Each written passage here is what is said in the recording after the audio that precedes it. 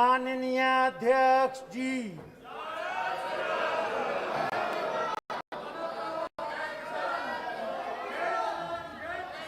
Item number 1, Shrimati Nirmala Sitharaman ji. आप बैठ जाए माननीय सदस्य, प्लीज। माननीय सदस्य प्लीज, प्लीज माननीय सदस्य please.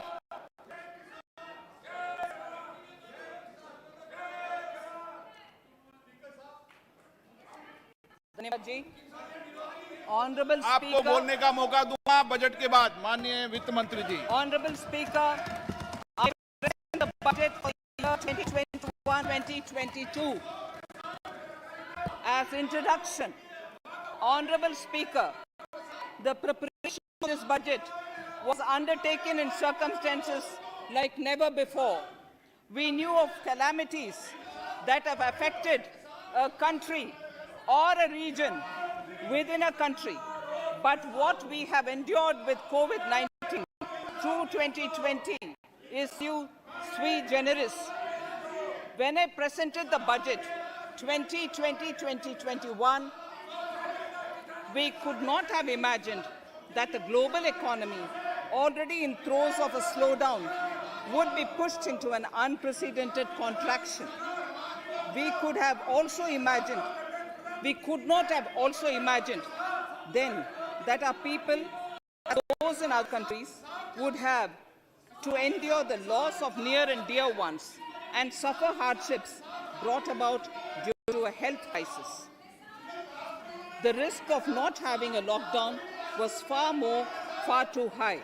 Within 48 hours of declaring a 3-week-long complete lockdown, the Prime Minister announced Pradhan Mantri Garib Kalyan Yojana, valued at 2.76 lakh crores, that provided free food grain to 800 million people, free cooking gas for 80 million families for months, and cash directly to over 400 million farmers, women, elderly, the poor, and the needy. Even as a large section of citizens stayed home, milk, vegetables, fruit suppliers, health and sanitary workers, truck drivers, railways and public transport workers, bank employees, electricity workers, our annadatas, police, firemen, and the armed forces all had to go about their work as normal, but with the additional anxiety of the virus hanging over them. We recognize this, and I think I speak on behalf of everybody in this august house when I express my heartfelt gratitude to these men and women for how they were able to carry out their work and duty to provide for the nation's basics over those crucial months. Speaker, sir, for public good, honorable members of parliament and members of legislative assemblies too offered their salaries.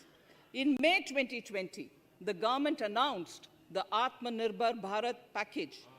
To sustain the recovery further into the year, we also rolled out 2 more Atmanirbhar packages, 2 and 3. Total financial impact of all the Atmanirbhar Bharat packages, including measures taken by the RBI, was estimated to be about 27.1 lakh crores, which amounts to more than 13% of our GDP. As a government, we kept a watch on the situation and were proactive in our responses. The government, led by the Prime Minister, stretched its resources to deliver for most vulnerable sections of our society, the poorest of the poor, the Dalits, the tribals, the elderly, the migrant workers, and our children.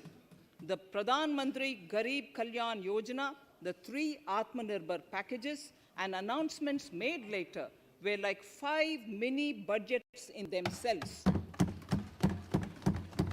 The Atmanirbhar packages accelerated our pace of structural reforms, redefinition of MSMEs, commercialization of the mining sector, agriculture and labor reforms, privatization of public sector undertakings, one nation, one ration card, production-linked incentive schemes are some of the notable reforms. carried out during this period. Faceless income tax assessment, DBT, and financial inclusion are the others. Today, India has 2 vaccines available and has begun medically safeguarding not only her own citizens against COVID-19, but also those of 100 or more countries. It is added comfort to know that 2 or more vaccines are also expected soon. Honorable Prime Minister launched the vaccination drive by crediting and thanking our scientists. We are ever grateful for the strength and rigor of their efforts. Having said that, we are all reminded time and again that our fight against COVID-19 continues into 2021. Now, just as it happened after the 2 world wars, there are signs that the political, economic, and strategic relations in the post-COVID world are changing. This moment in history is the dawn of a new era, one in which India is well poised to truly be the land of promise and hope. I borrow the words of Rabindranath Tagore. Faith is the bird that feels the light and sings when the dawn is still dark. Faith is the bird that feels the light and sings when the dawn is still dark. In this spirit, I can't help but recall the joy that we as cricket-loving nation felt after the Team India's recent spectacular success in Australia. It has reminded us of all the qualities that we as a people, particularly our youth, epitomize of having abundant promise and the unsuppressed thirst to perform and to succeed.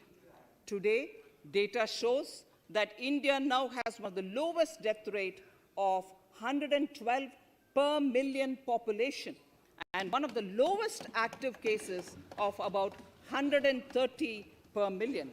This has laid the foundation to the revival we are seeing now in the economy. This budget will be the first of this new decade. This budget will also be a digital budget, and that has happened with all your support.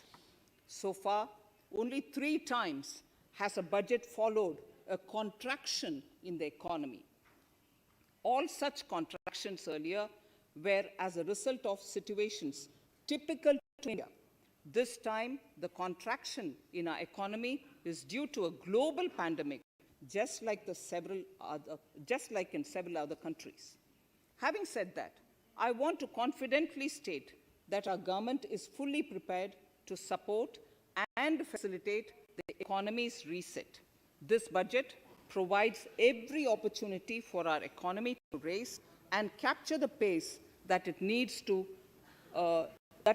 for a sustainable growth. 2021 is the year of many important milestones for our history. I mention a few of these.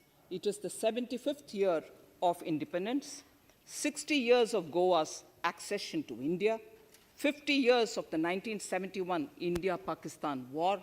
It will be the year of the 8th census of independent India. It will also be India's turn at BRICS presidency, the year for our Chandrayaan-3 mission, and the Haridwar Mahakumbh.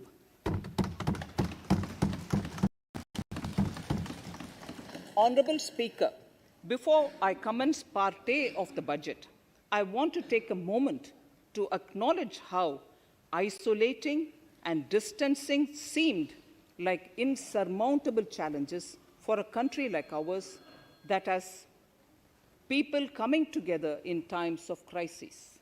It hurts us in many ways. It hurt us in many ways. I bow my head in respect to every citizen for the endurance shown in facing what was an undeniably a tough year for all our physical and mental well-being. Part A. In Part A, I wish to lay a vision for Atmanirbhar Bharat. Atmanirbhar Bharat or Atmanirbharta is not a new idea.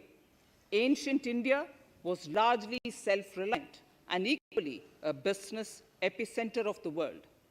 Atmanirbhar Bharat is an expression of the 130 crore Indians who have full confidence in their capabilities and skills. We are already part of international groupings such as the G20 and the BRICS, the Coalition for Disaster Resilient Infrastructure, and the International Solar Alliance are realities today due to India's efforts. The proposals in Part A will further strengthen the sankalp of nation first, doubling farmers' income, strong infrastructure, healthy India, good governance, opportunities for youth, education for all, women empowerment, and inclusive development, among others. Additionally, also on the path to fast implementation are the 13 promises we had made in the budget of 2015-16, which were to materialize during the Amrit Mahotsav of 2022 on the 75th year of our independence. They too resonate with the vision of Atmanirbharta. The budget proposals for 21-22 rest on 6 pillars: health and well-being, physical and financial capital and infrastructure, inclusive development for aspirational India, reinvigorating human capital, innovation and R&D, and as 6th, minimum government and maximum governance. I now move to talking about the first pillar, health and well-being.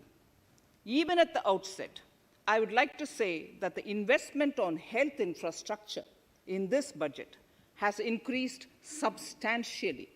Progressively, as institutions absorb more, we shall commit more. Taking a holistic approach to health, we focus on strengthening 3 areas: preventive, curative, and well-being. Health systems. A new centrally sponsored scheme, PM Atmanirbhar Swasth Bharat Yojana, will be launched with an outlay of about 64,180 crores over 6 years. This will develop capacities of primary, secondary, and tertiary care health systems, strengthen existing national institutions, and create new institutions to cater to detection and cure of new and emerging diseases. This will be in addition to the National Health Mission. The main interventions under the scheme are support for over 17,000 rural and 11,000 urban health and wellness centers, setting up integrated public health labs in all districts, and 3,382 block public health units in 11 states, establishing critical care hospital blocks in 602 districts and 12 central institutions, strengthening of National Center for Disease Control, its 5 regional branches and 20 metropolitan health surveillance units, expansion of the integrated health information portal to all states and UTs to connect all public health labs, operationalization of 17 new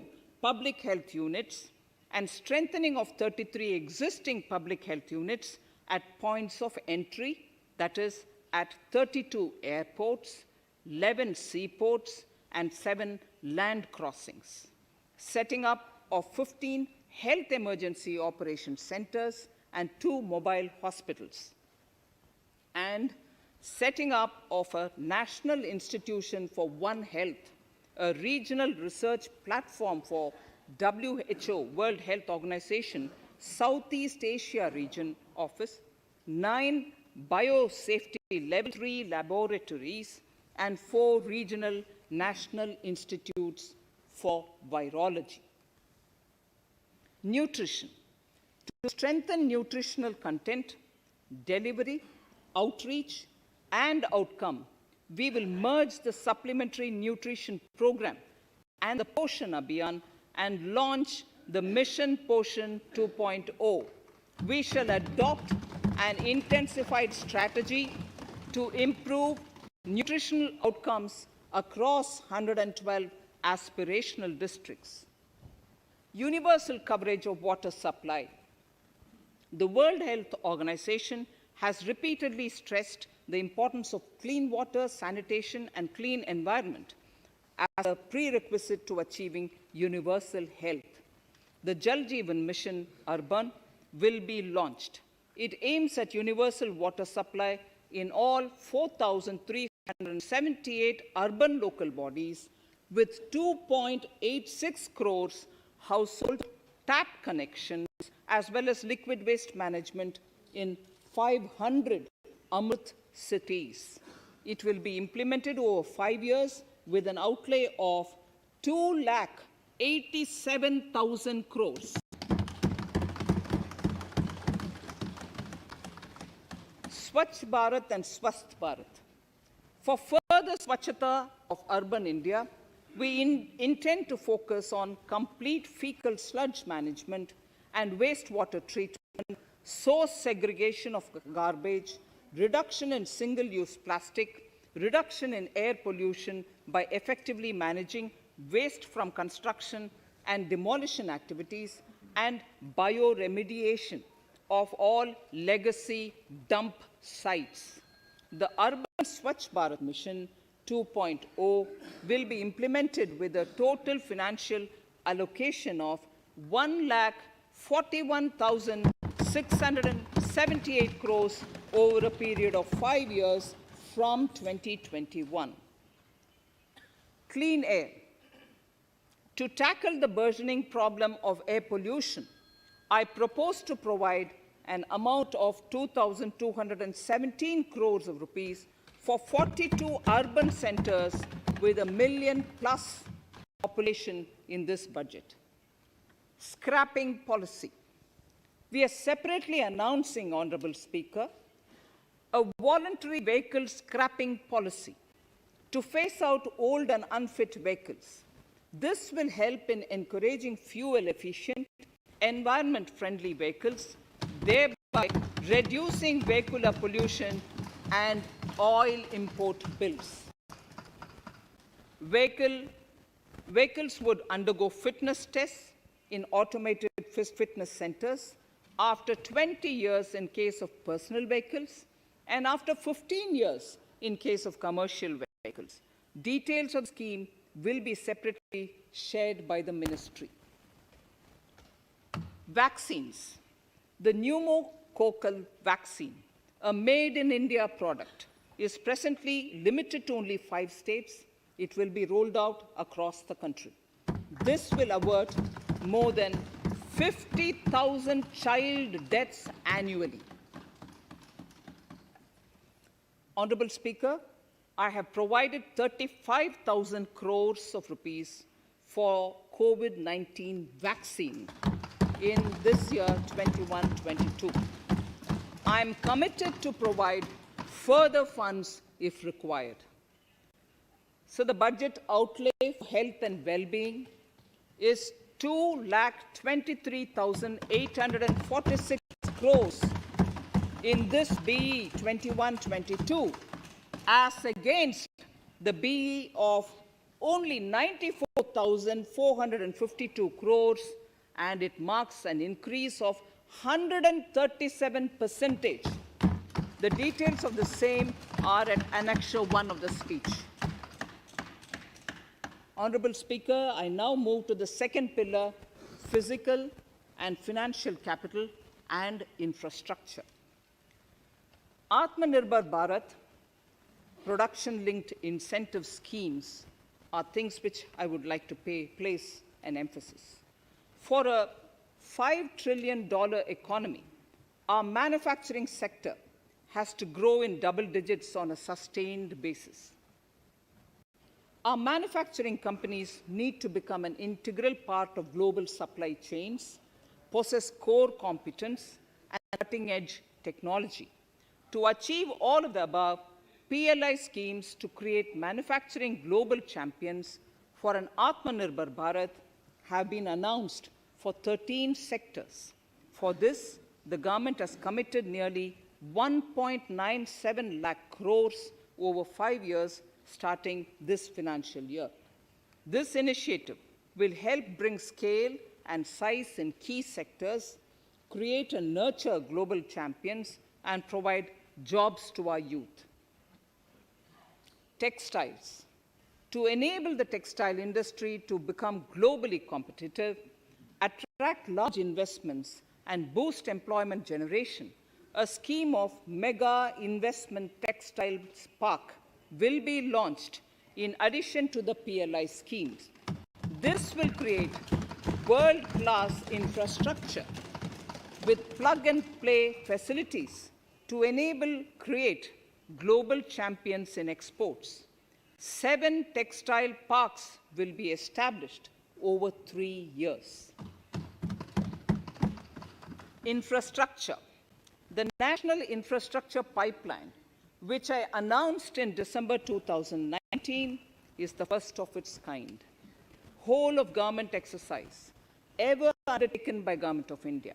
The NIP was launched with 6,835 projects.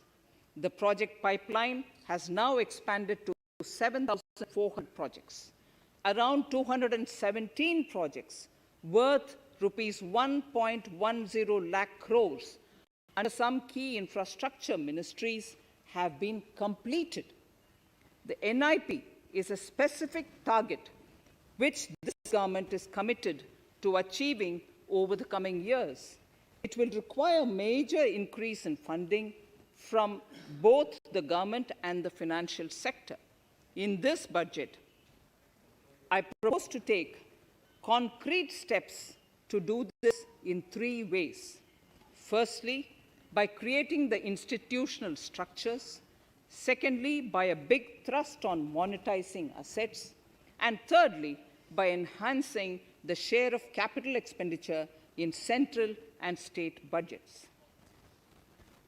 Infrastructure needs long-term debt financing. A professionally managed development financial institution is necessary to act as a provider, enabler, and catalyst for infrastructure financing. Accordingly, I shall introduce a bill to set up a development financial institution. I have provided a sum of 20,000 crore rupees to capitalize this institution. The ambition is to have a lending portfolio of at least 5 lakh crores for this DFI within 3 years' time. Debt financing of InvITs and rates by foreign portfolio investors will be enabled by making suitable amendments in the relevant legislations. This will further ease access of finance to InvITs and rates, thus augmenting funds for infrastructure and real estate sectors. Asset monetization. Monetizing operating public infrastructure. Monetizing operating public infrastructure assets is a very important financing option for new infrastructure construction. A national monetization pipeline of potential brownfield infrastructure assets will be launched. An asset monetization dashboard will also be created for tracking the progress and to provide visibility to investors. Some important measures in the direction of monetization are National Highways Authority of India and the PGCIL each have sponsored one InvIT that will attract international and institutional investors. 5 operational roads with an estimated enterprise value of 5,000 crores of rupees are being transferred to the NHAI InvIT. Similarly, transmission assets of value 7,000 crores will be transferred to the PGCIL InvIT. Railways will monetize dedicated freight corridor assets for operations and maintenance after commissioning. A next lot of airports will be monetized for operations and management concessions.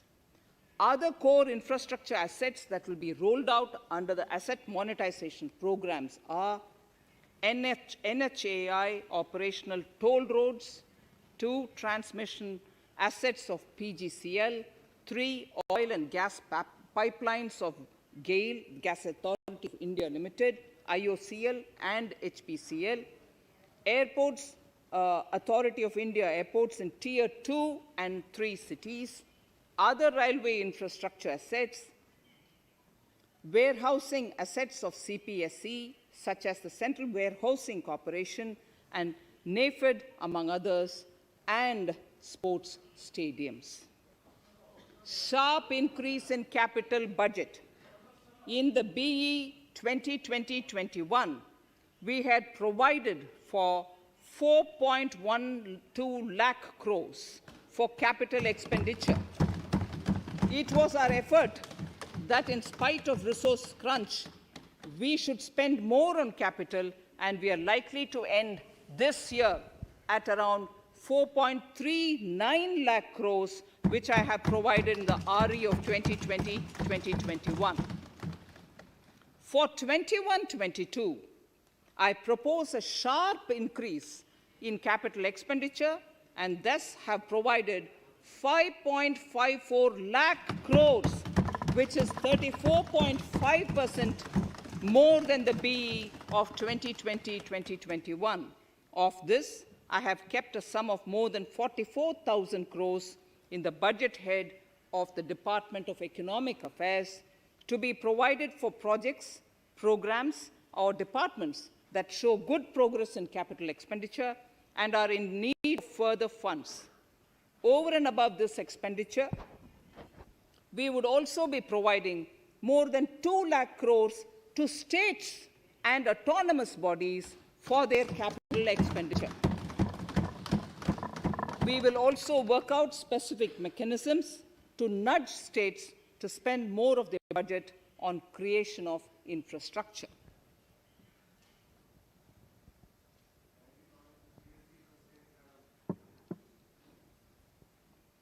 Roads and highways infrastructure. More than 13,000 kilometer length of roads at a cost of 3.3 lakh crores has already been awarded under the 5.35 lakh crores Bharatmala Pariyojana project, of which 3,800 kilometers have been constructed. By March 2022, we would be awarding another 8,500 kilometers and complete an additional 11,000 kilometers of national highway corridors. To further augment road infrastructure, more economic corridors are also being planned. Some are 3,500 kilometers of national highway works in the state of Tamil Nadu at an investment of 1.03 lakh crores. These include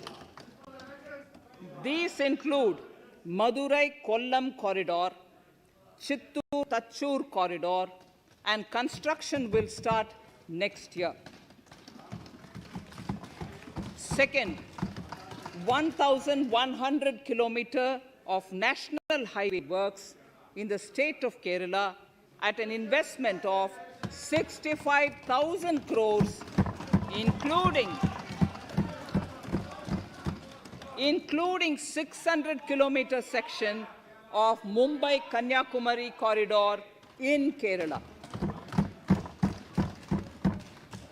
Third, 675 kilometers of highway works in the state of West Bengal at a cost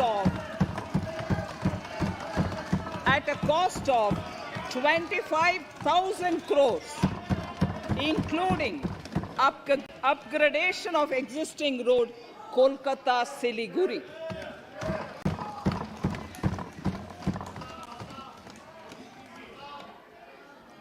National highway works of around 19,000 crores are currently in progress in the state of Assam. further works of more than 34,000 crores, covering more than 1,300 kilometers of national highways, will be undertaken in the state in the coming 3 years. Some of the flagship corridors and other important projects that would see considerable activity in 2021-22 are in Annexure 2 to my speech. I am also providing an enhanced outlay of 1,18,101 crores, 1,18,101 crores for Ministry of Road Transport and Highways, of which 1,08,230 crores is for capital, the highest ever provided. Railway infrastructure. Honorable Speaker, sir, Indian Railways have prepared a National Rail Plan for India 2030. The plan is to create a future-ready railway system by 2030. Bringing down the logistic costs for an industry is at the core of our strategy to enable Make in India. It is expected that Western Dedicated Freight Corridor and Eastern Dedicated Freight Corridor will be commissioned by June 2022. The following additional initiatives are also proposed. The Sonnagar-Gomo sections, 263 kilometers of Eastern Dedicated Freight Corridor, will be taken up in PPP mode in this year itself. Gomo-Dankuni section of 274.3 kilometers will be also taken up shortly in short succession. We will undertake future dedicated freight corridor projects, namely East Coast Corridor from Kharagpur to Vijayawada, East-West Corridor from Bhusaval to Kharagpur to Dankuni, and North-South Corridor from Itarsi to Vijayawada. Detailed project reports will be undertaken in the first phase. Broad gauge route kilometers, RKM as they refer to, electrified is expected to reach 46,000 kilometers, 46,000 RKMs. That is 72% by end of 2021 from 41,548 RKMs on 1st October 2020. 100% electrification of broad gauge routes will be completed by December 2023. For passenger convenience and safety, the following measures are being proposed. We will introduce the aesthetically designed Vista Dome LHB coach on tourist routes to give better travel experience to passengers. The safety measures undertaken in the past few years have borne results.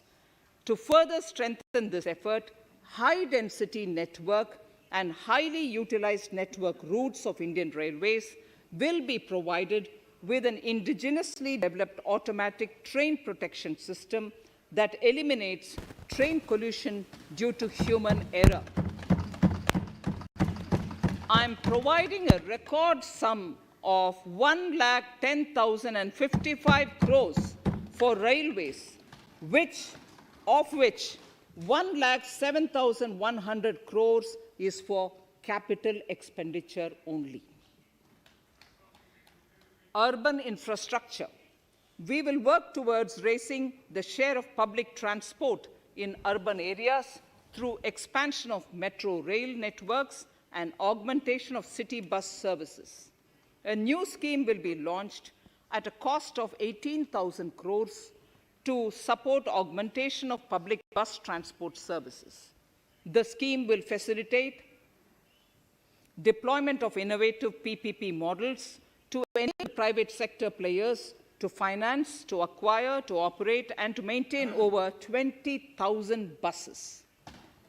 The scheme will boost the automobile sector, provide fillip to economic growth, create employment opportunities for our youth, and enhance ease of mobility for urban residents.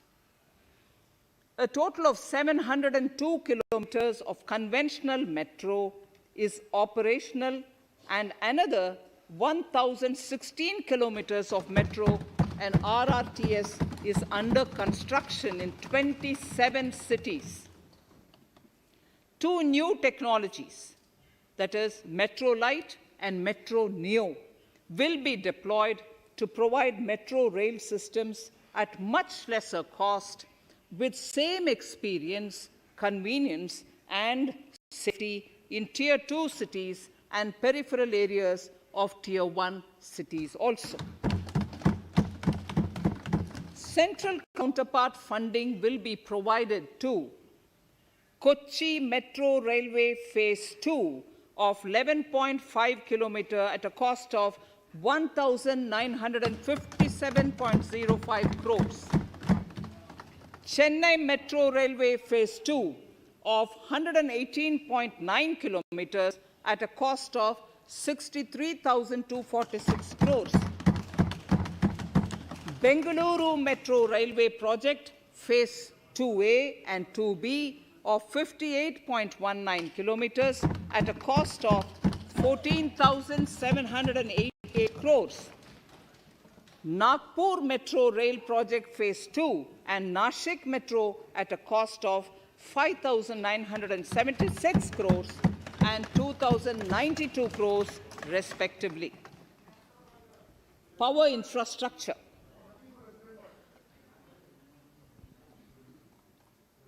The past 6 years have seen a number of reforms and achievements in power sector.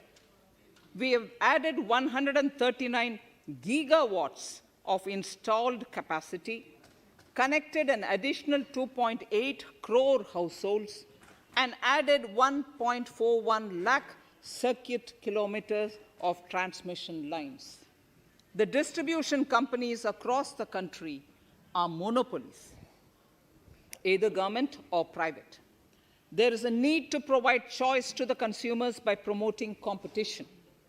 A framework will be put in place to give consumers alternatives to choose from among more than one distribution companies. I read that sentence again. A framework will be put in place to give consumers alternatives to choose from among more than one distribution company. The viability of distribution companies is a serious concern. A revamped, reforms-based, result-linked power distribution sector scheme will be launched with an outlay of 3,05,984 crores over 5 years.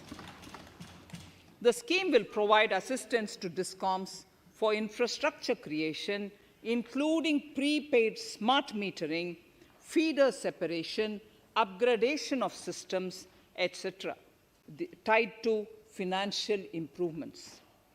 Prime Minister, while speaking at the third Reinvestment Conference in November 2020, had announced plans to launch a comprehensive national hydrogen energy mission. It is now proposed to launch a hydrogen energy mission in 2021-22 for generating hydrogen from green power sources.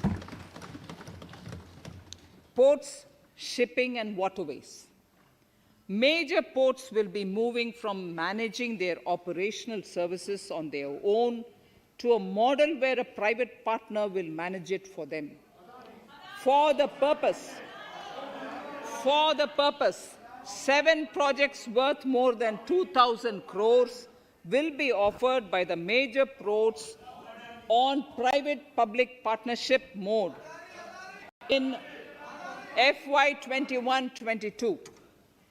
A scheme for promoting flagging of merchant ships in India will be launched by providing subsidy support to Indian shipping companies in global tenders floated by ministries and CPSCs. An amount of 1,624 crores will be provided over 5 years. This initiative will enable greater training and employment opportunities for Indian seafarers, besides enhancing Indian companies' share in global shipping. India has enacted Recycling of Ships Act in 2019 and acceded to the Hong Kong International Convention. Around 90 ship recycling yards at Alang in Gujarat have already achieved HKC-compliant certificates. Efforts will be made to bring more ships to India from Europe and Japan. Recycling capacities of around 4.5 million light displacement ton LDT will be doubled by 2024. This is expected to generate an additional 1.5 lakh jobs for our youth. Petroleum and natural gas. Our government has kept fuel supplies running across the country without interruption during the COVID-19 lockdown period. Taking note of the crucial nature of the sector in people's lives, the following key initiatives are being announced. 1. Ujjwala scheme, which has benefited 8 crore households, will be extended to cover 1 crore more beneficiaries. We will add 100 more districts in next 3 years to the city gas distribution network. A gas pipeline project will be taken up in the Union Territory of Jammu and Kashmir. An independent gas transport system operator will be set up for facilitation and coordination of booking of common carrier capacity in all natural gas pipelines on a non-discriminatory open access basis. Financial capital. I propose to consolidate the provisions of the SEBI Act 1992, Depositories Act 1996, Securities Contracts Regulation Act 1956, and Government Securities Act 2007 into a rationalized single securities markets code. The government would support the development of a world-class fintech hub at the GIFT IFSC. To instill confidence amongst the participants in corporate bond market during times of stress and to generally enhance secondary market liquidity, it is proposed to create a permanent institutional framework. The proposed body would purchase investment-grade debt securities both in the stressed and normal times and help in the development of the bond market. In the budget 2018-19, government had announced its intent to establish a system of regulated gold exchanges in the country. For the purpose, SEBI will be notified as the regulator, and Warehousing Development and Regulatory Authority will be strengthened to set up a commodity market ecosystem arrangement, including vaulting, assaying, logistics, etc., in addition to warehousing. Towards investor protection, I propose to introduce an investor charter as a right of all financial investors across all financial products. To give a further boost to the non-conventional energy sector, I propose to provide additional capital infusion of 1,000 crores to Solar Energy Corporation of India and 1,500 crores to Indian Renewable Energy Development Agency. I propose to amend the Insurance Act 1938 to increase the permissible FDI limit from 49% to 74% in insurance companies and allow foreign ownership and control with safeguards. Under the new structure, the majority of directors on the board and key management persons would be resident Indians with at least 50% of directors being independent directors and specified percentage of profits being retained as general reserve. Stressed asset resolution by setting up a new structure. The high level of provisioning by public sector banks of their stressed assets calls for a measure to clean up the bank books.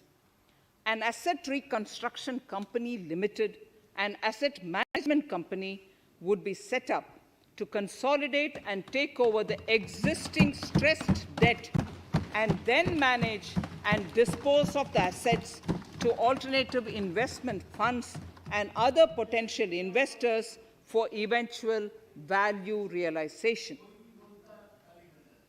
Recapitalization of PSB. To further consolidate the financial capital capacity of PSBs, further recapitalization of 20,000 crores is proposed in 21-22. Deposit insurance.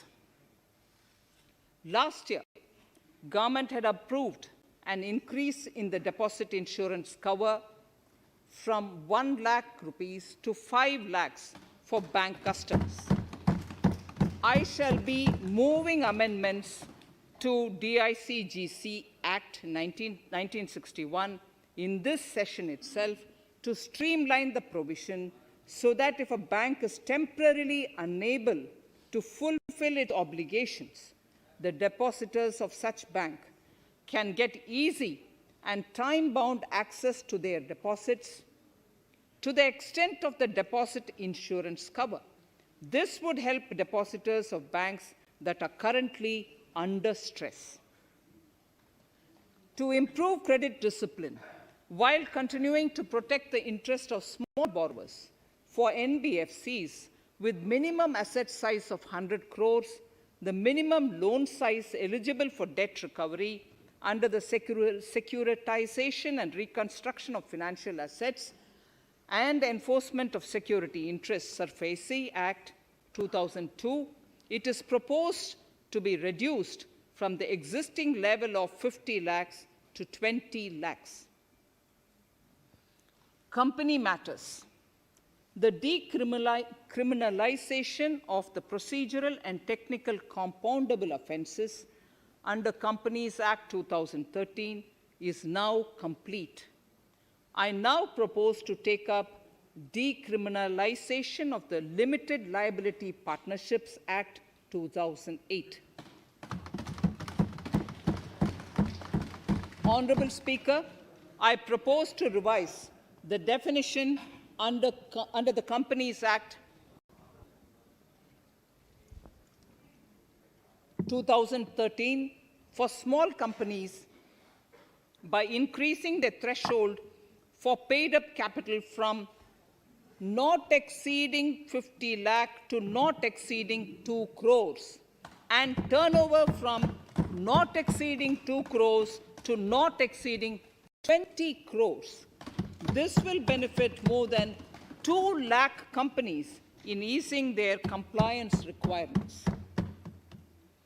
As a further measure which directly benefits startups and innovators, I propose to incentivize the incorporation of one-person companies by allowing one-person companies to grow without any restriction on paid-up capital and turnover, allowing their conversion into any other type of company at any time, reducing the residency limit for an Indian citizen to set up an one-person company from 182 days to 120 days, and allow also non-resident Indians to incorporate OPCs in India.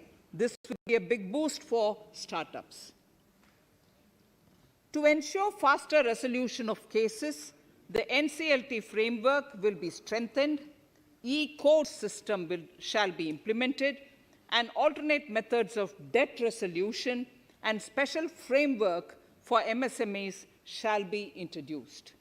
During the coming fiscal, we will be launching data analytics artificial intelligence, machine learning driven MCA 2.1 version to MCA 21 version 3.0. MCA 21 version 3.0. This version 3.0 will have additional modules for e-scrutiny, e-adjudication, e-consultation, and compliance management. Disinvestment and strategic sale. In spite of COVID-19, we have kept working towards strategic disinvestment. A number of transactions, namely BPCL, Air India, Shipping Corporation of India, Container Corporation of India, IDBI Bank, Bharat Earth Movers Limited, Pawan Hans, Neelachal Ispat Nigam Limited, among others, would be completed in 21-22. Other than IDBI Bank, we propose to take up the 2 public sector banks and 1 general insurance company in the year 21-22. This would require legislative amendments, and I propose to introduce the amendments in this session itself. In 21-22, we would also bring the IPO of LIC, for which I am bringing the requisite amendments in this session itself. In the Atmanirbhar package, I had announced that we will come out with a policy of strategic disinvestment of public sector enterprises. I'm happy to inform the House that the government has the government has approved the said policy. The policy provides a clear roadmap for disinvestment in all non-strategic and strategic sectors. We have kept 4 areas that are strategic, where bare minimum CPSEs will be maintained and rest privatized. In the remaining sectors of all CPSEs will be privatized. The main highlights of the policy are mentioned in Annexure 3. To fast forward the disinvestment policy, I'm asking NITI to work out on the next list of centre public sector companies that would be taken up for strategic disinvestment. To similarly incentivize states to take to disinvestment of their public sector companies, we will work out an incentive package of central funds to states. Idle assets will not contribute to Atmanirbhar Bharat. The non-core assets largely consist of surplus land with government ministries and departments and public sector enterprises. Monetizing of land can either be by way of direct sale or concession, or by similar means. This requires special abilities, and for this purpose, I propose to use a special purpose vehicle in the form of a company that would carry out this activity. In order to ensure timely completion of closure of sick or loss-making CPSEs, we will introduce a revised mechanism that will ensure timely closure of such units. I have estimated 1,75,000 crores as receipts from disinvestment in BE 21-22.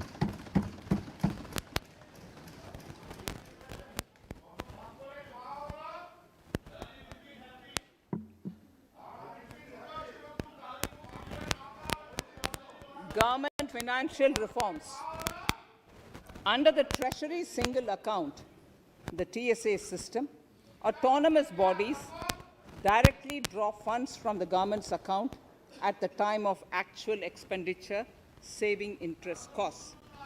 We will extend the TSA system for universal application from 21-22.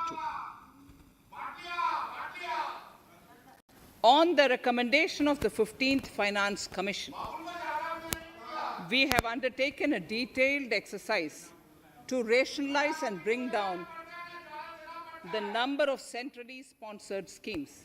This will enable consolidation of outlays for better impact. The government is committed to the development of multi-state cooperatives. and will provide all support to them. To further streamline the ease of doing business for cooperatives, I propose to set up a separate administrative structure for them. So the third pillar of Atmanirbhar Bharat, inclusive development for aspirational India. Honorable Speaker, sir, under this pillar, I will cover agriculture and allied sectors, farmers' welfare and rural India, migrant workers and labor, and financial inclusion. Agriculture. Our government is committed to the welfare of farmers. The MSP regime has undergone a sea change to assure price that is at least 1.5 times the cost of production across all commodities.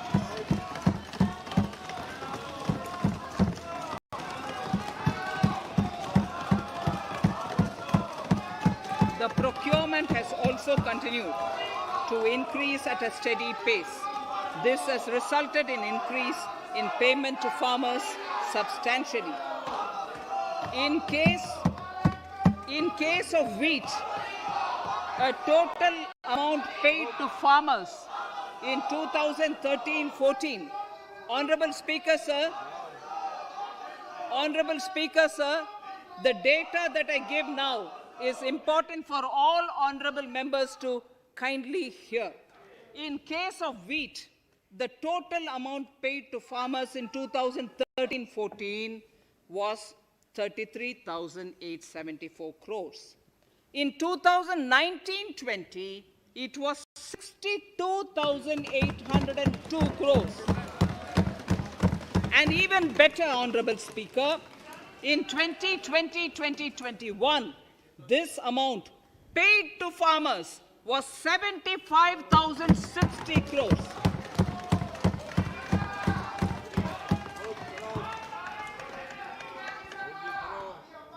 Honorable Speaker, again an important fact, the number of wheat growing farmers that were benefited increased in 2020-21 to 43.36 lakhs compared to 35.57 lakhs in 2019-20. That much of an increase within 1 year. For paddy, again an important data. For paddy, the amount paid in 2013-14 was 63,928 crores. In 2019-20, this increased to 1,41,930 crores. Even better, in 2020-2021, this is further,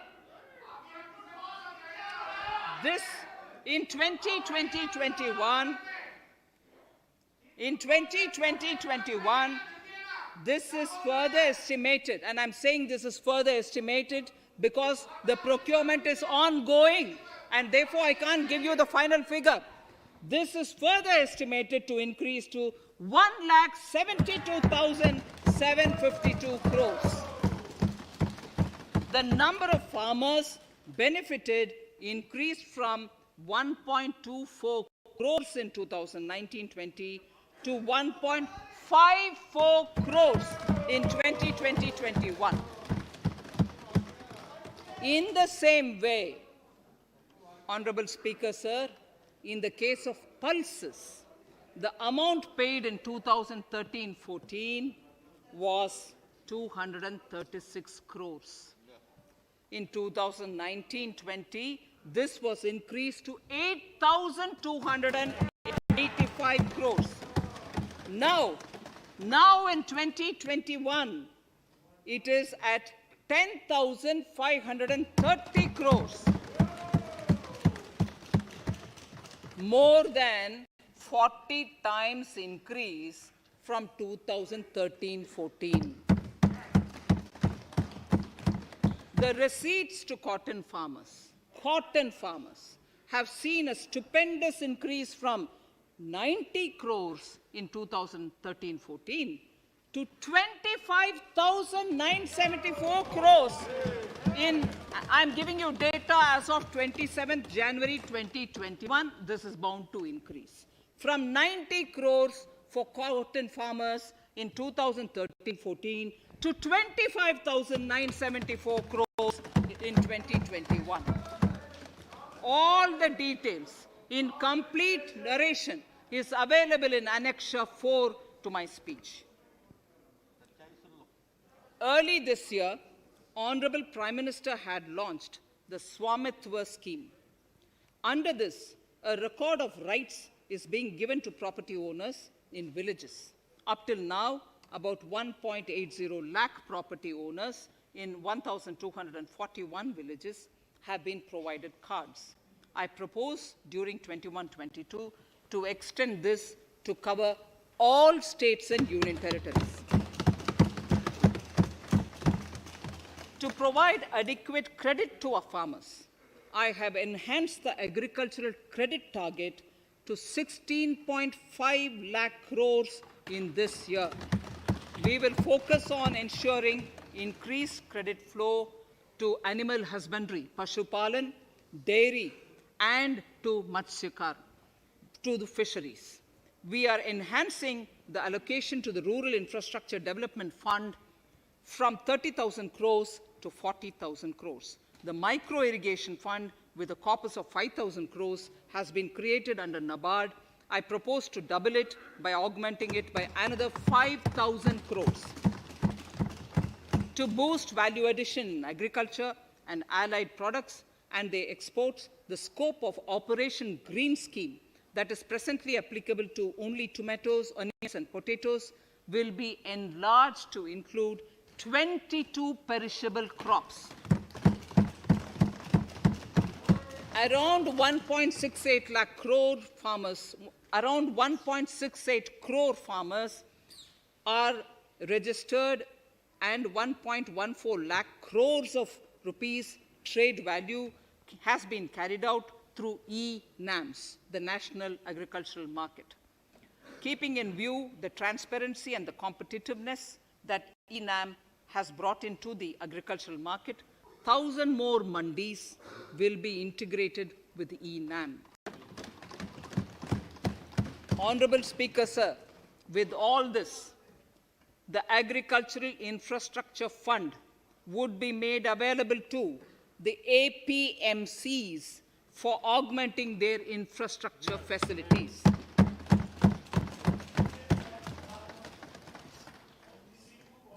Fisheries. I'm proposing substantial investments in the development of modern fishing harbors and fish landing centers. To start with, 5 major fishing harbors, Kochi, Chennai, Visakhapatnam, Paradeep, and Petua Ghat, will be developed as hubs for economic activity. We will also develop inland fishing harbors and fish landing centers along the banks of rivers and waterways. Seaweed farming is an emerging sector with potential to transform the lives of coastal communities. It will provide large-scale employment and additional incomes. To promote seaweed farming and cultivation, I propose a multi-purpose seaweed park to be established in Tamil Nadu. Migrant workers and laborers. We have launched the One Nation, One Ration Card scheme, through which beneficiaries can claim their rations anywhere in the country. Migrant workers in particular benefit from the scheme. Those staying away from their families can partially claim their ration where they are stationed, while their family in their native places can claim the rest. I'm happy to inform you that One Nation, One Ration Card plan is under implementation by 32 states and union territories, reaching about 69 crore beneficiaries. That's a total of 86% beneficiaries covered. The remaining 4 states and UTs will be integrated in the next few months. To further extend our efforts towards the unorganized labor force, migrant workers in particular, I propose to launch a portal that will collect relevant information on gig workers, building and construction workers, among others. This will help formulate health, housing, skill, insurance credit, and food schemes for all migrant workers. We will conclude a process that began 20 years ago with the implementation of the 4 labor codes. For the first time globally, social security benefits will be extended to gig and platform workers.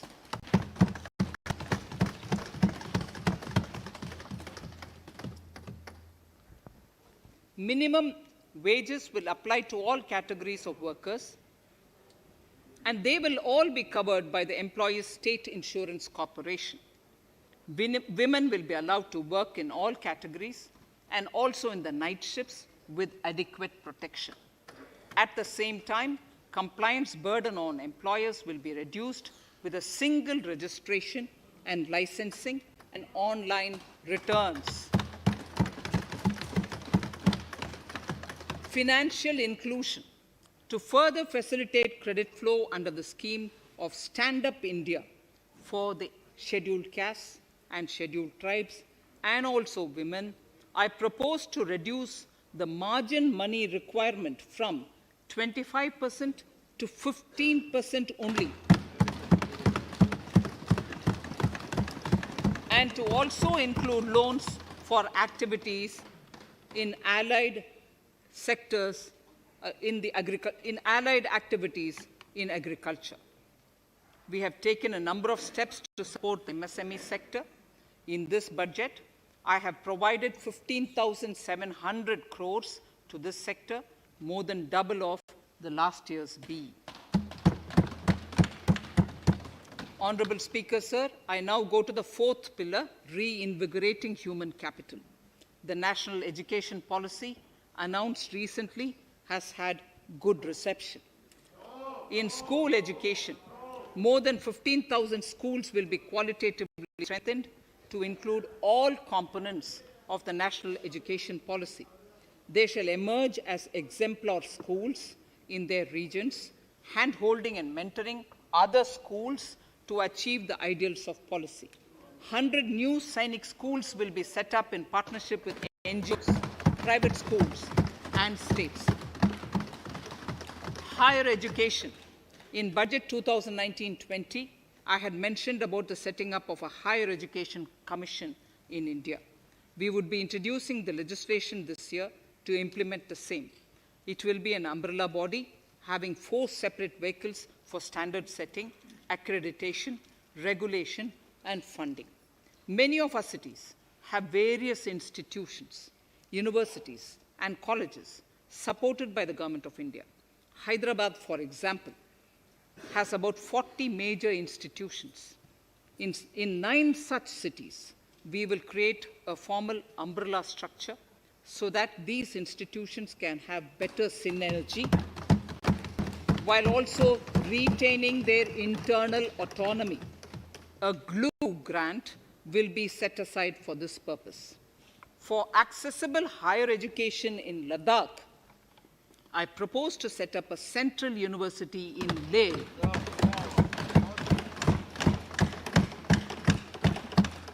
The other important projects to be taken up as a part of the NEP are listed in Annexure 5. Scheduled caste and scheduled tribes welfare.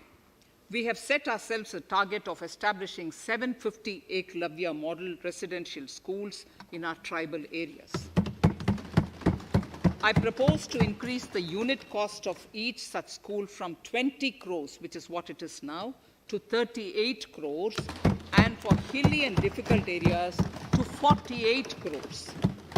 This would help creating robust infrastructure facilities for our tribal students.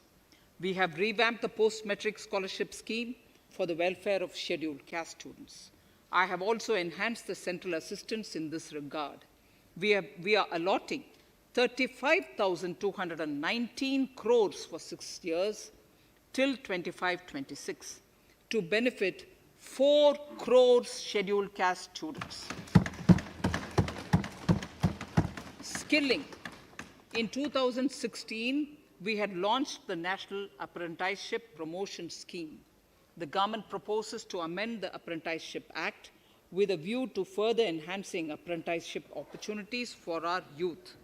We will realign the existing scheme of National Apprenticeship Training Scheme for providing post-education apprenticeship training of graduates and diploma holders in engineering.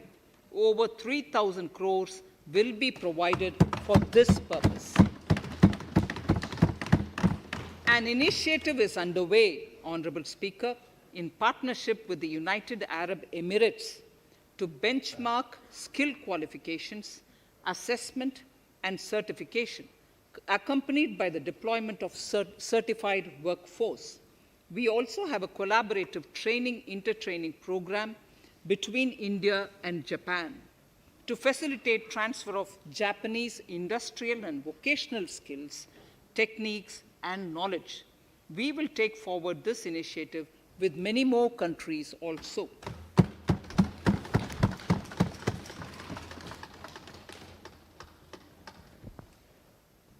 Innovation and R&D. In my budget speech of 2019, I had announced the National Research Foundation. We have now worked out the modalities, and the NRF outlay will be of 50,000 crores over 5 years. It will ensure that the overall research ecosystem in the country is strengthened with focus on identified national priority thrust areas. There has been a manifold increase in digital payments in the recent past.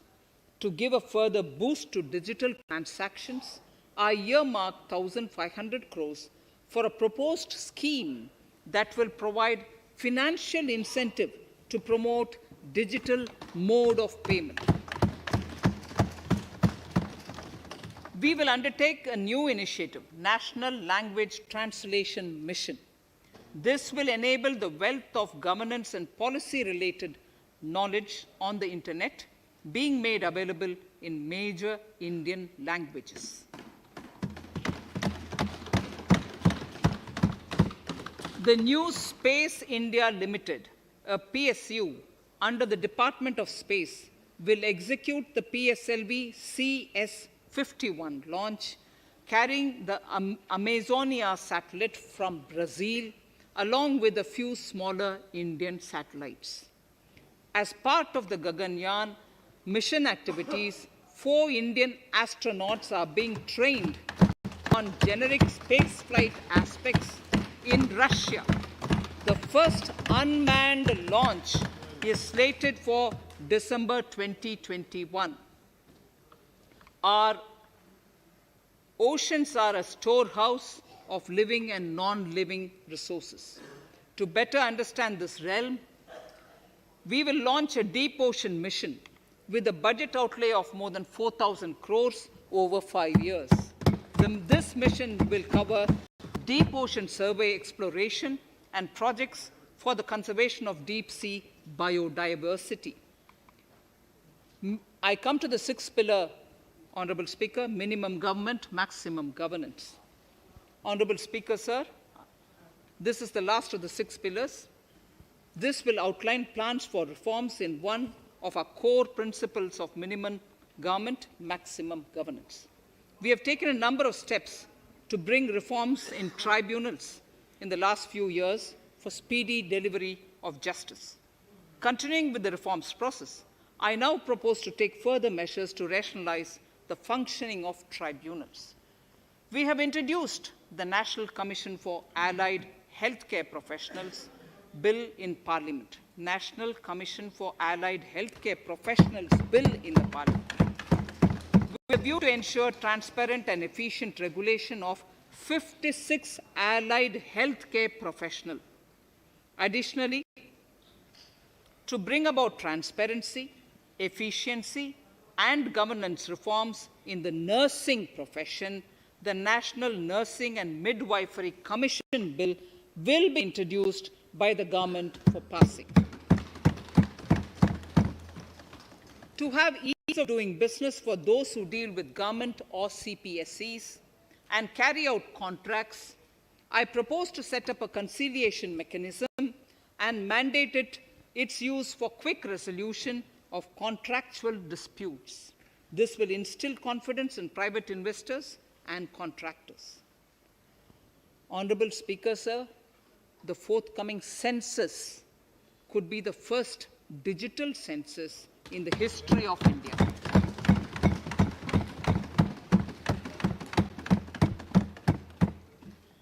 For this monumental milestone marking task, I have allocated 3,768 crores in this year, 21-22. Honorable Speaker, Goa is celebrating the Diamond Jubilee year of the state's liberation from Portuguese rule. From the Government of India's side, I propose to grant 300 crores to the Government of Goa for the celebrations. I propose to provide 1,000 crores for the welfare of tea workers, especially women and children in Assam and West Bengal. A special scheme will be devised for the same.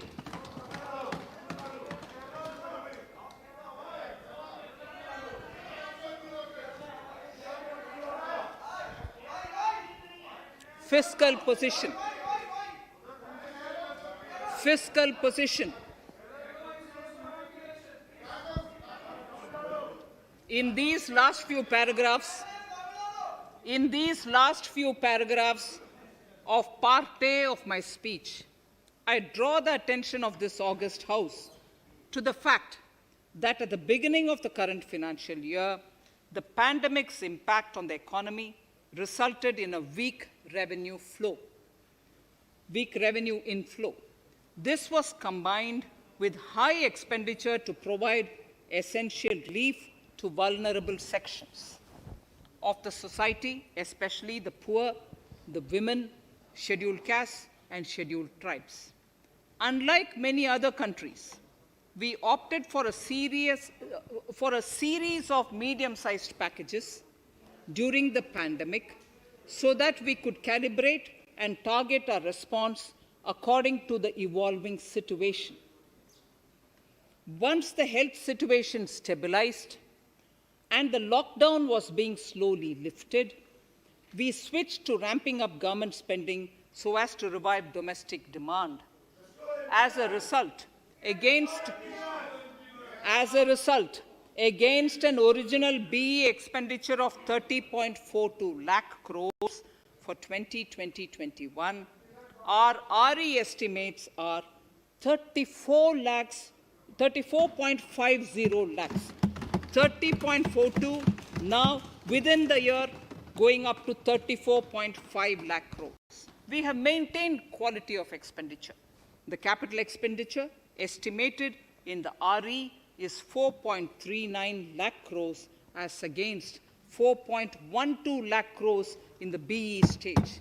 So beginning of the year, we had marked only 4.12 lakh, whereas it is 4.39 lakh crores as we end the year.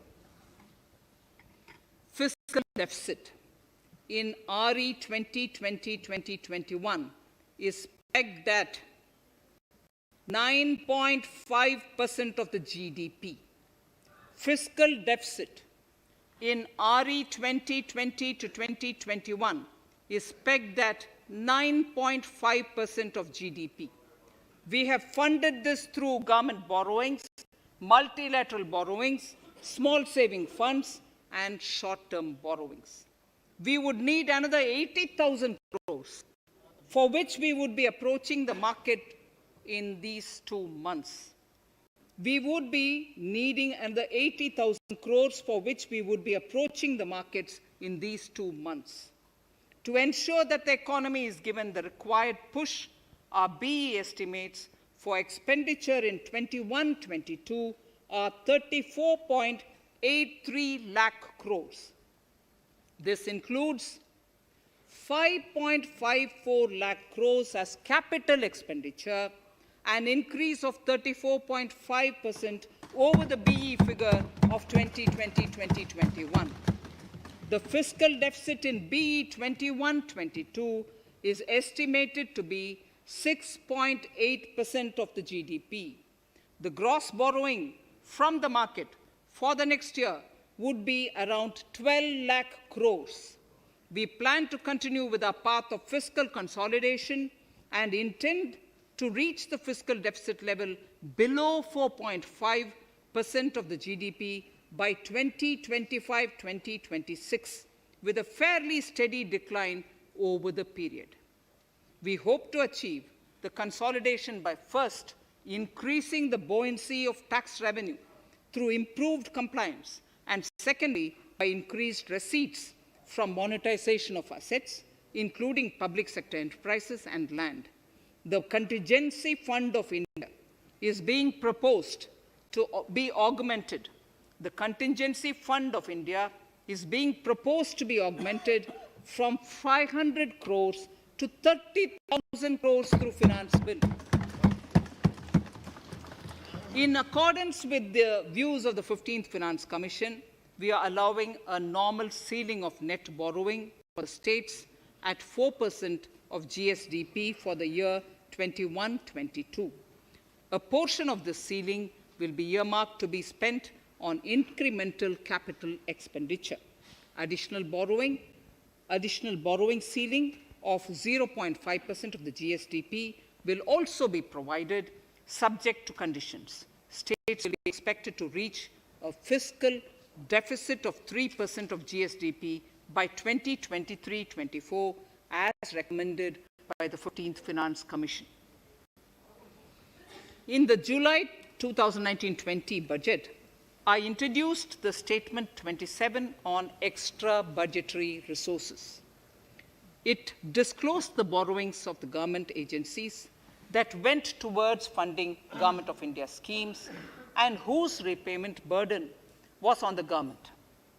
In my 2020-21 budget, I enhanced the scope and coverage of that statement by including the loans provided by government to the FCI, the Food Corporation of India.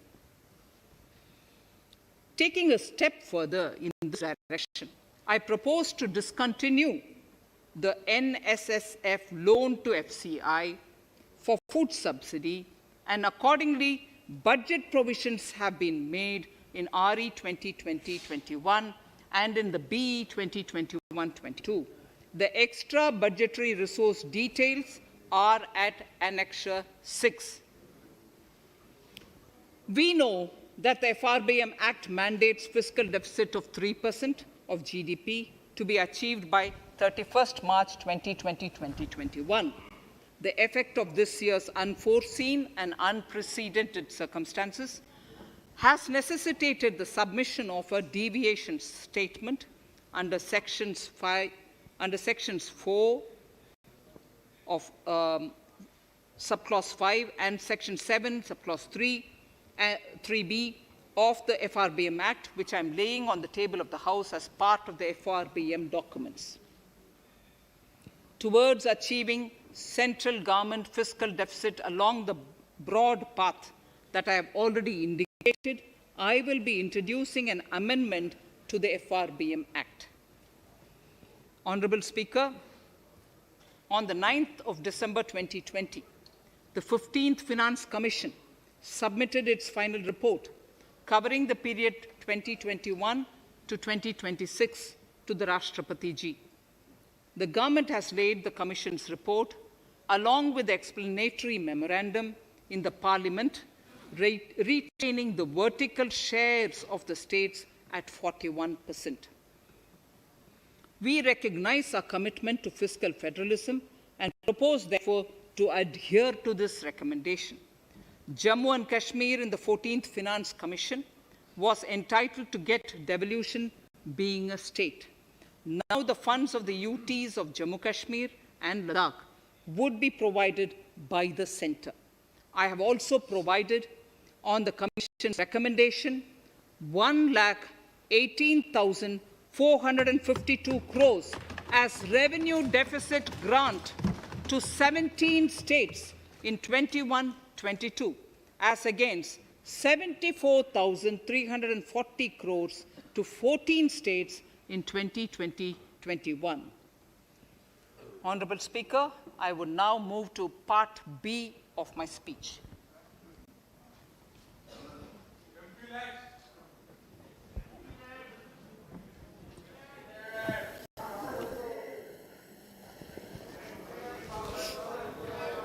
Honorable Speaker, the world is facing a serious challenge of the pandemic and its aftershock. In these trying times, when many economies are struggling to revive, our people and our industry have exhibited remarkable resilience. As I mentioned already, post-pandemic, a new world order seems to be emerging, one in which Asia is poised to occupy a prominent position, and India will have a leading role therein. In this scenario, our tax system has to be transparent, efficient, and should promote investments and employment in our country. At the same time, it should put minimum burden on our taxpayers. I borrow the words of Thiruvalluvar, the saint. ஏற்றலும் ஈட்டலும் காத்தலும் காத்த வகுத்தலும் நல்ல வல்லதரசு. A king or a ruler is the one who creates and acquires wealth, protects and distributes it for common good. Tirukkural. Direct tax proposals. Keeping this in mind, the words of Tirukkural, our government introduced a series of reforms in the direct tax system for the benefit of our taxpayers and economy. Few months prior to the pandemic, in order to attract investments, we slashed our corporate tax rate to make it among the lowest in the world. The dividend distribution tax too was abolished. The burden of taxation on small taxpayers was eased by increasing rebates.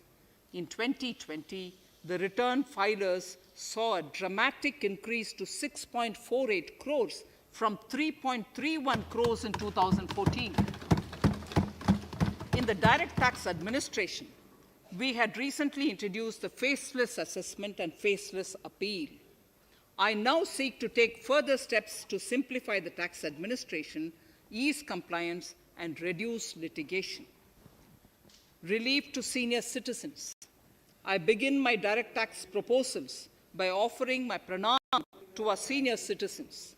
Many of them, despite having foregone several basic necessities of their own, have strived to build our nation.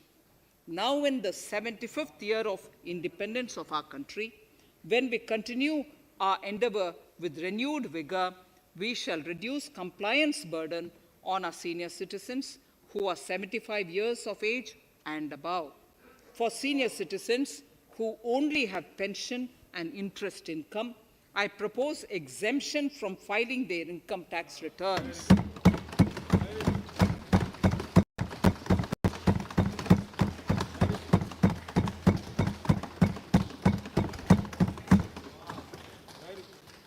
The paying bank will deduct the necessary tax on their income. Reduction in time for income tax proceedings. This is a very key announcement, if you ask me. Honorable Speaker, presently an assessment can be reopened up to 6 years and in serious tax fraud cases for up to 10 years. As a result, taxpayers have to remain under uncertainty for a very long time. I therefore propose to reduce this time limit for reopening of assessments to 3 years from the present 6 years.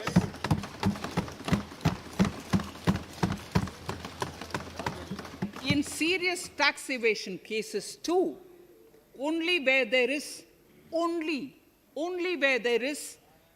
evidence of concealment of income of 50 lakh or more in a year. In serious tax evasion cases too, only where there is evidence of concealment of income of 50 lakh or more in a year can the assessment be reopened up to 10 years. Even this reopening can be done only after the approval of the Principal Chief Commissioner, the highest level of income tax department. Setting up the Dispute Resolution Committee.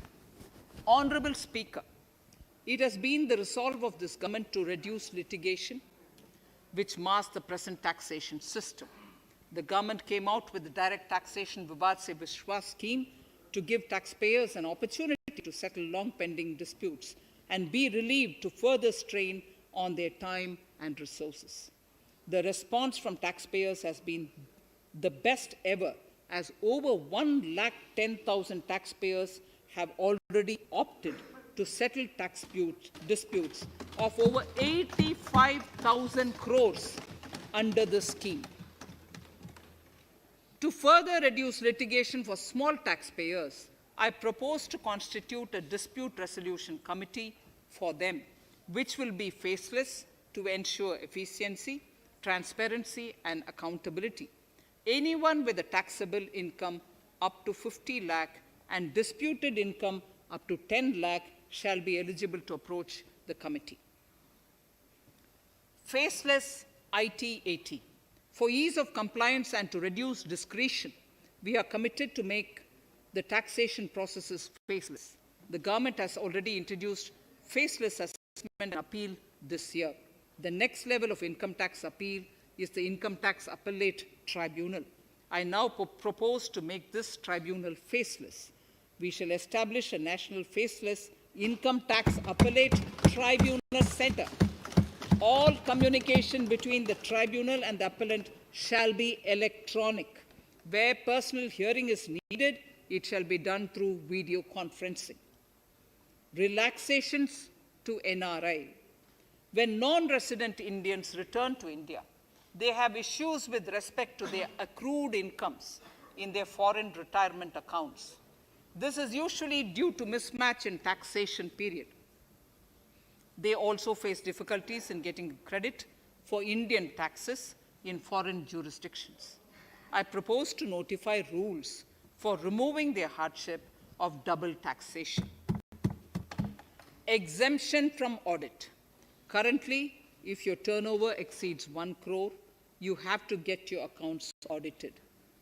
In February 2020 budget, I had increased the limit for tax audit to 5 crores for those who carry out 95% of their transactions digitally. To further incentivize digital transactions and to reduce compliance burden, I propose to increase this limit for tax audit for such persons from 5 crores to 10 crores. Relief for dividend. In the previous budget, I had abolished the dividend distribution tax in order to incentivize investment.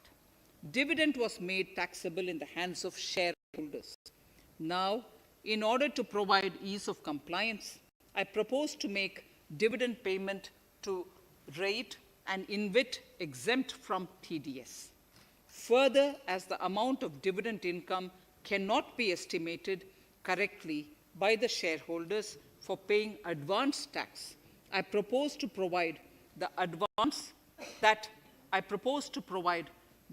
advance tax liability on dividend income shall arise only after the declaration or payment of dividend. Also, for the foreign portfolio investors, I propose to enable deduction of tax on dividend income at lower treaty rate. Attracting foreign investment into infrastructure sector. In the last budget, for attracting foreign investment in the infrastructure sector, we had granted 100% tax exemption, subject to certain conditions, to foreign sovereign wealth funds and pension funds on their income from investment in Indian infrastructure. We have noticed that few of such funds are facing difficulties in meeting some of the conditions. In order to ensure that a large number of funds invest in India, I propose to relax some of these conditions relating to prohibition on private funding, restriction on commercial activities, and direct investment in infrastructure.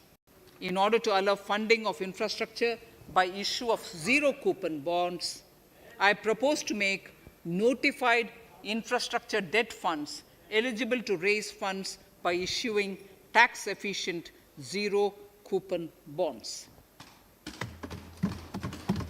Affordable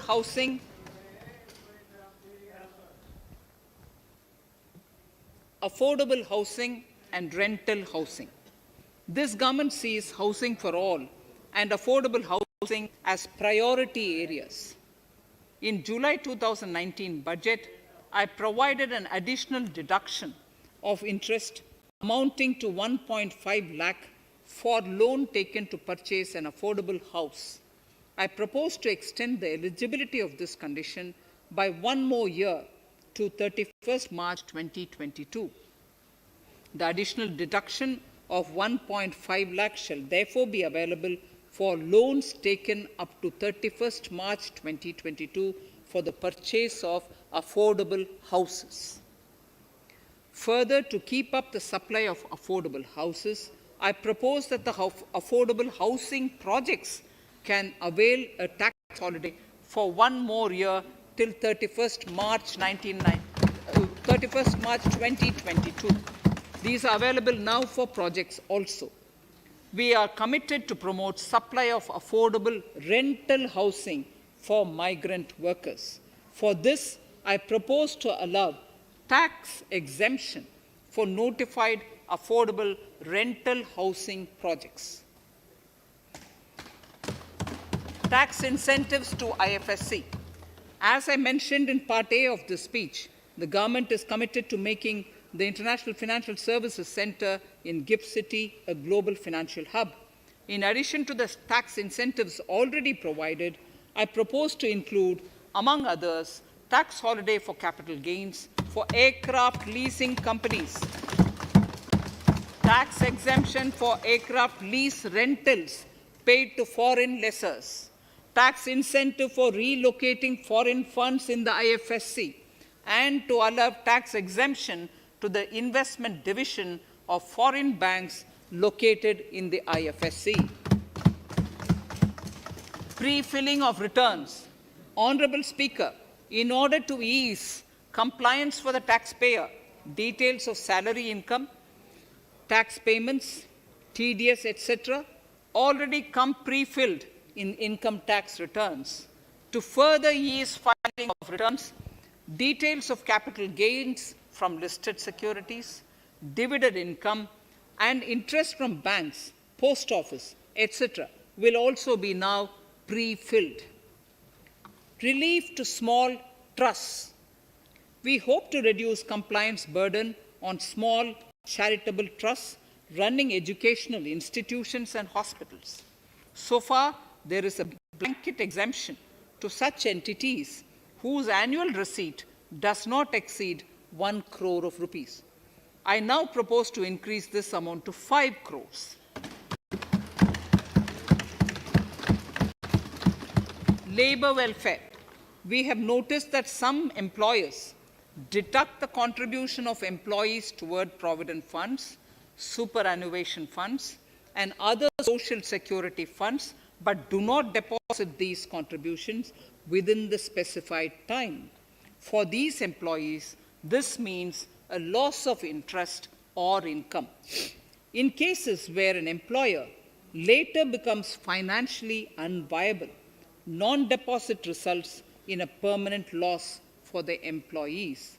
In order to ensure that employees' contributions are deposited on time, I reiterate that the late deposit of employees' contribution by the employer will not be allowed as deduction to the employer.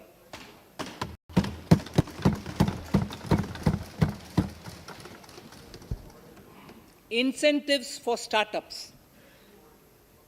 In order to incentivize startups in the country, I propose to extend the eligibility for claiming tax holiday for startups by 1 more year, till 31st March 2022.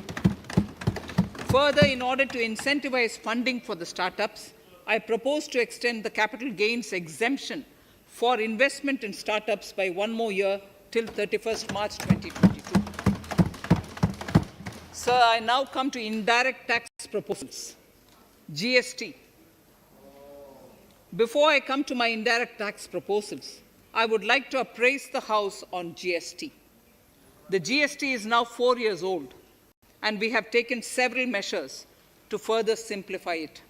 Some of the measures include nil return through SMS, quarterly return and monthly payment for small taxpayers, electronic invoice system, validated input tax statements, pre-filled editable GST return, and staggering of returns filing.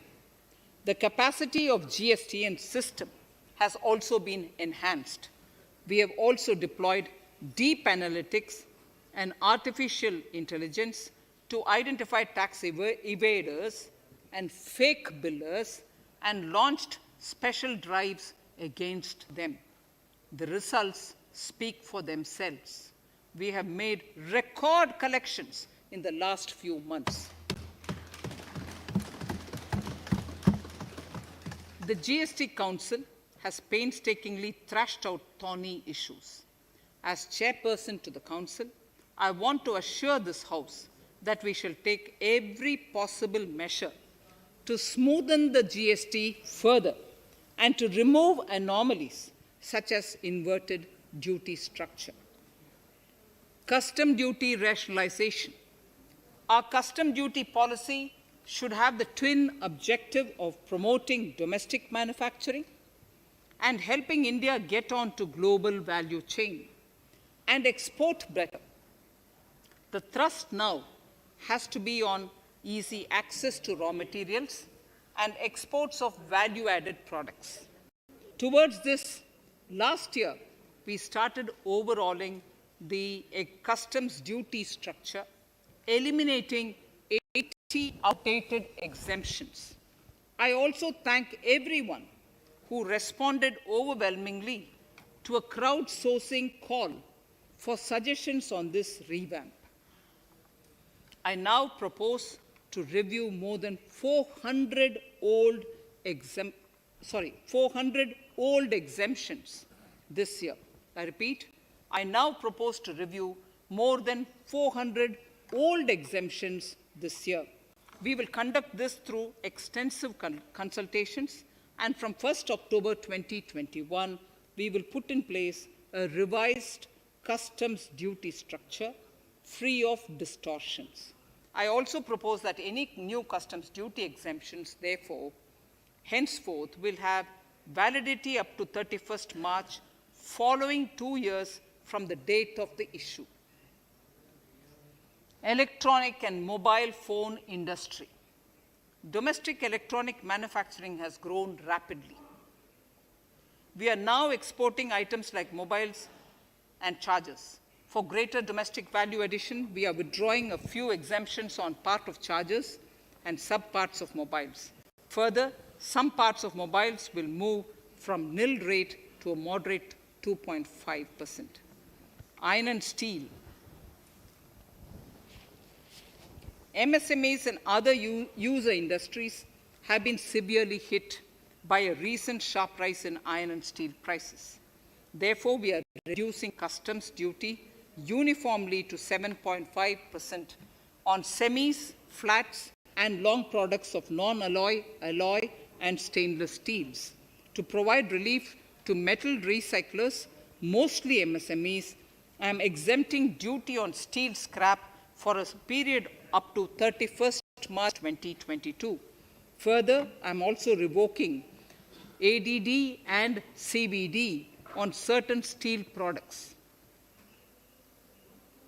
Also, to provide relief to copper recyclers, I am reducing duty on copper scrap from 5% to 2.5%. Textiles. The textile sector generates employment and contributes significantly to the economy. There is a need to rationalize duties on raw material inputs to man-made textiles. We are now bringing nylon chain on par with polyester and other man-made fibers. We are uniformly reducing the BCD rates on caprolactam, nylon chips, nylon fiber, and yarn to 5%. This will help the textile industry, MSMEs, and also overall exports. Chemicals. We have calibrated customs duty rates on chemicals to encourage domestic value addition and to remove inversions. Apart from other items, we are reducing customs duty on naphtha to 2.5% to correct inversion. Gold and silver presently attract a basic customs duty of 12.5%. Since the duty was raised from 10% in July 19, prices of precious metals have risen sharply. To bring it closer to previous levels, we are rationalizing customs duty on gold and silver. Renewable energy. In Part A, we have already acknowledged that solar energy has huge promise for India. To build up domestic capacity, we will notify a phased manufacturing plan for solar cells and solar panels. At present, to encourage domestic production, we are raising duty on solar inverters from 5% to 20% and on solar lanterns from 5% to 15%. Capital equipment and auto parts. There is immense potential in manufacturing heavy capital equipment domestically. We will comprehensively review the rate structure in due course. However, we are revising duty rates on certain items immediately. We propose to withdraw exemptions on tunnel boring machine. It will attract a customs duty of 7.5% and its parts a duty of 2.5%. We are raising customs duty on certain auto parts to 15% to bring them on par with general rate on auto parts. MSME products. We are proposing certain changes to benefit MSMEs. We are increasing duty from 10 to 15% on steel screws and plastic builder wares. On prawn feed, we increase it from 5 to 15%. We are rationalizing exemption on import of duty-free items as an incentive to exporters of garments, leather, and handicraft items. Almost all of these items are made domestically by our MSMEs. We are withdrawing exemption on imports of certain kinds of leathers as they are domestically produced in good quantity and quality, mostly by MSMEs. We are also raising customs duty on finished synthetic gemstones to encourage domestic processing. Agriculture products to benefit farmers. We are raising customs duty on cotton from nil to 10%, on raw silk and silk yarn from 10 to 15%. We are also withdrawing end-use-based concession on denatured ethyl alcohol. Currently, rates are being uniformly calibrated to 15% on items like maize, bran, rice bran, oil cake, and animal feed additives. There is an immediate need to improve agricultural infrastructure so that we produce more while also conserving and processing agricultural output efficiently. This will ensure enhanced remuneration for our farmers. To earmark resources for this purpose, I propose an agricultural infrastructure and development cess on a small number of items. However, while applying this cess, we have taken care not to put additional burden on consumers on most items. Rationalization of procedures and easing of compliance. For their judicious application, we propose certain changes in the provisioning related to ADD, anti-dumping duty, and CVD, countervailing duty levies. To complete customs investigation, we are prescribing definite timelines. In 2020, we rolled out the Turant Customs Initiative, which brought in faceless, paperless, and contactless customs measures. With effect from September 2020, we have implemented a new procedure for administration of rules of origin. This has helped in putting a check on misuse of FTAs. The specific details of direct and indirect tax changes proposed are listed in the annexure to my speech. Honorable Speaker, sir, with these words, I commend the budget to this august House. Thank you.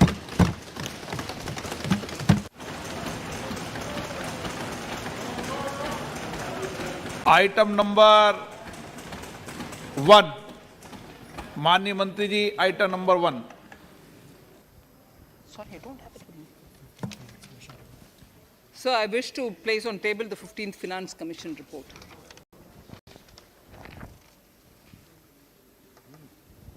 Item number 3, माननीय मंत्री जी। Sir, I wish to lay on the table the following statements under Section 3(1) of the Fiscal Responsibility and Budget Management Act 2003, the medium-term fiscal policy fiscal policy strategy statement and macroeconomic framework statement.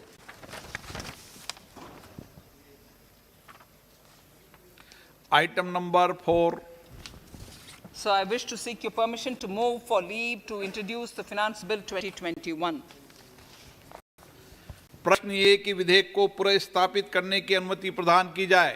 जो सदस्य इसके पक्ष में हाँ कहें, जो सदस्य इसके विरोध में ना कहें। मेरे विचार में निर्णय हाँ वालों के पक्ष में हुआ, हाँ वालों के पक्ष हुआ। माननीय मंत्री जी विधेयक को So I wish to पुनर्स्थापित करें। introduce the bill. Shri Prahlad Joshi ji. With your permission, I rise to present the 18th report of Business Advisory Committee. माननीय सदस्यगण, माननीय वित्त मंत्री जी के बजट भाषण की प्रतियां प्रकाशक फलक पर उपलब्ध है। सदस्य अपनी प्रति प्रकाशन फलक से प्राप्त कर सकते हैं। माननीय सदस्यगण, जैसा कि आपको समाचार 2 के माध्यम से पहले सूचित किया जा चुका है कि बजट की प्रतियां आपको मेंबर्स पोर्टल के माध्यम से उपलब्ध कराई जा रही है। सभा की कार्रवाई मंगलवार दिनांक 2 फरवरी 2021 को दोपहर 4 बजे तक के लिए स्थगित की जाती है।